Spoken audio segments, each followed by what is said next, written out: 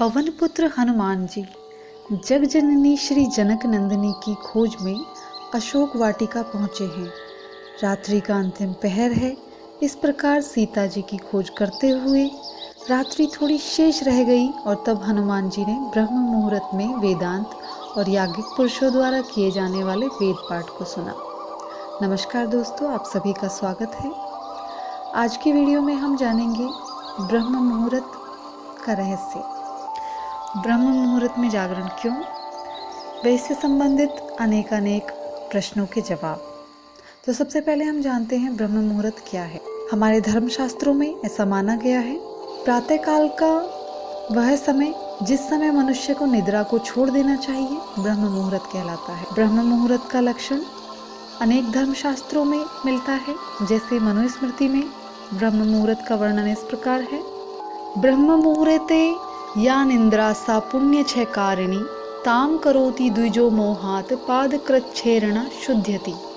अर्थात चूंकि प्रातःकाल की निद्रा पुण्यों सत्कर्मों का नाश करने वाली है, इसीलिए आलस्यवश जो द्विज प्रातः ना उठे उसे पादकृच्छ नामक व्रत करके उसका प्रायश्चित करना चाहिए। महर्षि मनु के इस नियम का उस समय सर्वत्र ही आदर के साथ पालन होता था। सभ्य समाज से लेकर राक्षस तक सभी लोग इन नियमों का पालन करते थे। प्रातःकाल उठने से इतने लाभ क्यों, ब्रह्म मुहूर्त में ही जागरण क्यों? इस प्रश्न का उत्तर जो है वो प्रातःकाल की उस प्राणपद वायु में निहित है जो प्राकृतिक रूप से उस समय बहा करती है, जिसके एक एक कण में संजीवनी शक्ति का अपूर्ण सम्मिश्रण होता है।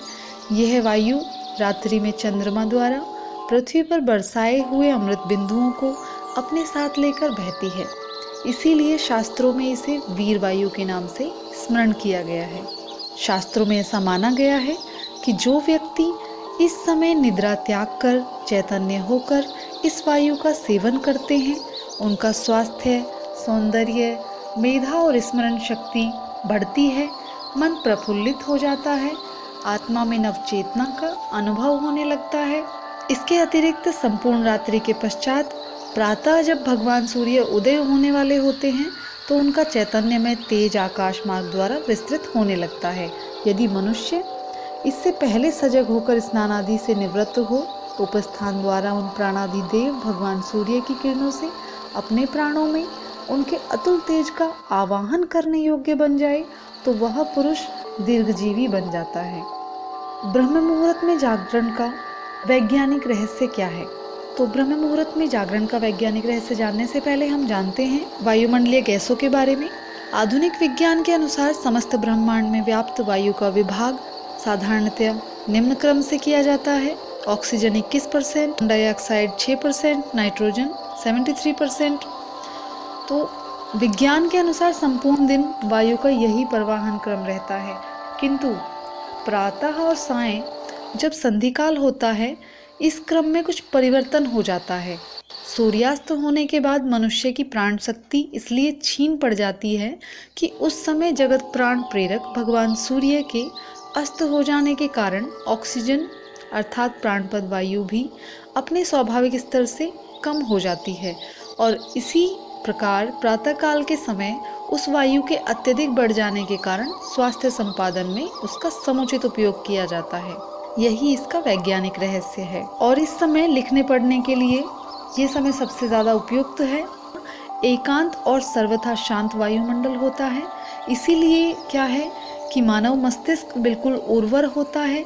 ज्ञान तंतु रात्रि के विश्राम के बाद नवशक्ति युक्त होते हैं।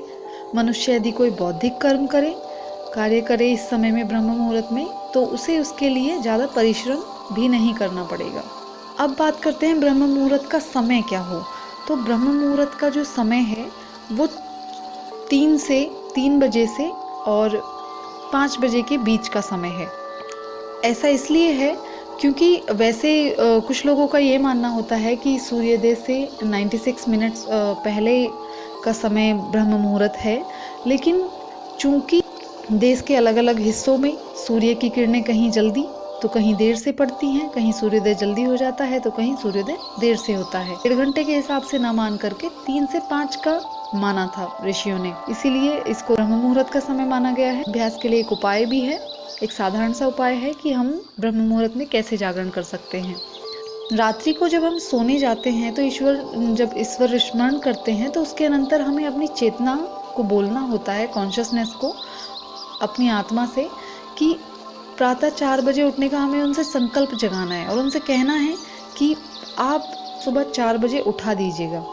यह 100% एक्सपीरियंस की बात है, अनुभव की बात है कि प्रातः 4 बजे आपकी अवश्य ही नींद खुलेगी, और यदि फिर आलस्य में ना पड़े रहे तो फिर बिना किसी घड़ी की सहायता के उठने लगेंगे।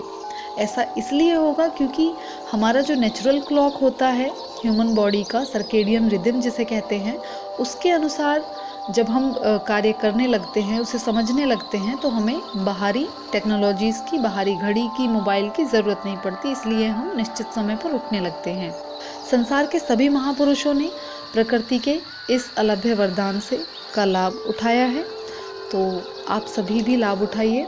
ब्रह्म मुहूर्त में जागरण इस प्रकार से है क्योंकि जब बाकी समय में नेटवर्क इतना ज़्यादा नहीं होता है, जब ट्रैफिक ज़्यादा होता है, भीड़ ज़्यादा होती है, तो नेटवर्क कम आते हैं, और जब भीड़ कम होती है तो नेटवर्क बहुत इजीली कैच होते हैं, बहुत ज़्यादा मात्रा में नेटवर्क चलते हैं, बिल्कुल एकदम 4G। सेम यही कनेक्शन हमारा ईश्वर से होता है, देवीय सत्ताओं से होता है, देवीय शक्तियों से ब्रह्म मुहूर्त के समय में, क्योंकि जब पूरा संसार सो रहा होता है और हम उस समय अपनी ध्यान, प्रार्थना आदि के माध्यम से देवीय शक्तियों से उनसे कनेक्शन बनाते हैं और अपनी बात को उन तक आसानी से पहुंचा सकते हैं। इसीलिए ब्रह्म मुहूर्त का लाभ उठाएं। धन्यवाद।